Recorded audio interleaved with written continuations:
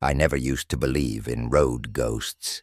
After all, the highway is just pavement, nothing more. But that was before I took the longest haul of my life. A trip that still follows me in ways I can't explain. I was hauling a refrigerated load from Charleston, South Carolina, up to Bangor, Maine. Pallets of processed meat, sealed tight in plastic, packed into the trailer like something in a morgue. These kinds of loads weren't uncommon, but they always carried an eerie weight. The cold air creeping into the cab like fingers on the back of my neck. A 20-hour drive, not counting stops. I had done long hauls before, but something about this one felt heavier. The kind of trip where time loses meaning, where you forget when you last saw daylight. It started off normal enough.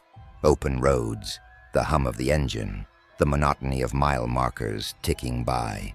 I kept my caffeine levels high and my playlist rotating. Anything to keep my mind sharp. But somewhere in rural Maryland, things started to slip. I glanced at my GPS and felt my stomach lurch. The screen showed I had missed a turn miles ago. No, not just a turn, but an entire stretch of highway. Not by a little, but by over 50 miles. That made no sense. I prided myself on my awareness behind the wheel, especially on long hauls like this. I had been hyper-focused, scanning every sign, tracking mile markers, keeping my bearings sharp. There was no way I could have drifted this far off course without noticing. And yet, here I was, the familiar route I had memorized now absent, replaced by an empty highway cutting through dense, featureless woods. The road signs were blank, or maybe too weathered to read, and the county marker I had just passed bore a name I didn't recognize, one I was almost certain didn't exist. Frustrated, I found an exit and pulled into a truck stop to reroute. The off-ramp led me onto a cracked, uneven road, the kind that felt more like a forgotten service lane than an entrance to a rest area. The truck stop itself was a dimly lit expanse of crumbling asphalt, patches of weeds pushing through the fractures like nature was trying to reclaim it. The lot was nearly empty, just a couple of sedans, both coated in dust, as if they'd been sitting there for days, and an old RV with curtains drawn tight. A single, flickering interior light hinting at something moving inside. The gas station stood at the far end, its neon sign half burnt out, buzzing erratically in the silence. The clerk barely acknowledged me, his face pale and drawn, eyes sunken as if he hadn't slept in days. He sat behind the counter, motionless, his fingers tapping against the wood in an arrhythmic pattern that made my skin crawl. The shelves were stocked, but everything looked outdated. Candy bars with faded wrappers, cans of soup covered in a thin layer of dust.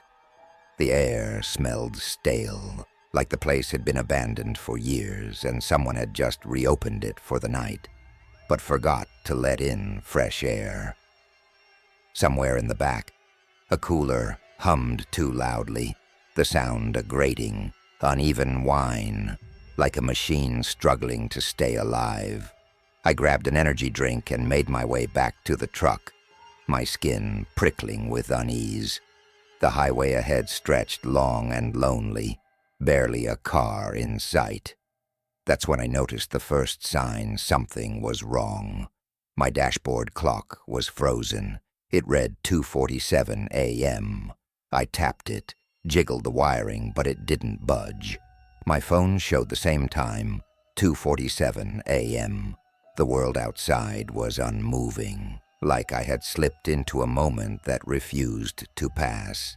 The fatigue hit me harder than before, a thick, oppressive weight pressing against my chest, settling into my bones like lead. My eyelids felt heavier with each blink, the road ahead warping and stretching, as if I were driving through a tunnel that refused to end. My limbs ached, my fingers gripping the wheel too tightly, the skin on my knuckles stretched pale. A dull ringing began in my ears, a steady hum that rose and fell in waves, in sync with the flickering glow of my dashboard lights. I shook it off, rubbing my temples, trying to force clarity back into my thoughts. The rhythmic bounce of the tires against the pavement usually kept me grounded, but now it felt distant, like I was barely connected to the truck at all. My vision swam for a second, the painted lines on the road twisting unnaturally before snapping back into place. I told myself it was just exhaustion, that my body was protesting the brutal hours. Just exhaustion, nothing else. But then I saw it, something ahead, barely illuminated by my headlights, standing just off the shoulder of the road. A shape, a figure, motionless, waiting. A shape on the side of the road. A man. He was standing just beyond the reach of my headlights, unmoving. As I passed, I caught a glimpse of his face, hollow eyes, a twisted, slack jaw, and then, gone, vanished into the rearview mirror. I clenched the wheel, my pulse hammering. My instincts screamed to keep going, to not look back. But I had to. I glanced at the mirror. He was sitting in my passenger seat. I swerved, my tires screeching against the pavement. The truck fishtailed before I got it back under control. My hands were slick with sweat as I forced myself to look. The seat was empty. For the next 100 miles, I felt him. Not just a vague sensation, but something tangible. Like a breath too close to my ear, a weight shifting in the empty seat beside me. Every nerve in my body screamed that I wasn't alone, that if I dared to turn my head too fast, I'd see him sitting there, grinning in the dim glow of the dashboard. A presence just beyond sight, moving in ways that defied reason. The shadows in my side, mirrors twisted, stretching into shapes that shouldn't exist. I caught glimpses of motion where there was none, flickers of something shifting just as I turned my eyes away. The longer I drove, the more certain I became. He wasn't just watching, he was getting closer. My radio crackled to life with a burst of static so loud it made me flinch.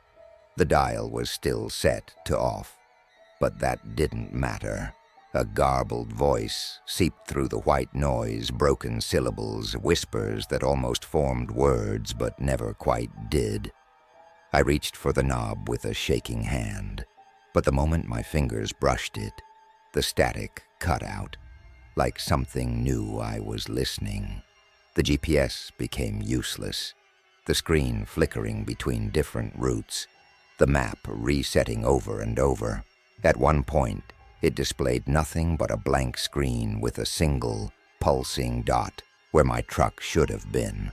No roads, no labels, just a void. And then, for the briefest second, something else appeared. A message, a single word that vanished before I could fully register it. But I swore I saw it. Turn. And the clock, still stuck at 2:47 a.m., no matter how far I drove, no matter how many miles passed beneath my wheels, time refused to move. My phone, my watch, even the display on my truck's dashboard, everything locked in that single, impossible moment. The air in the cab grew thick, suffocating, as if I were driving deeper into something I wasn't supposed to find. And yet I couldn't stop. He wouldn't let me. I don't remember how I got through the rest of the drive.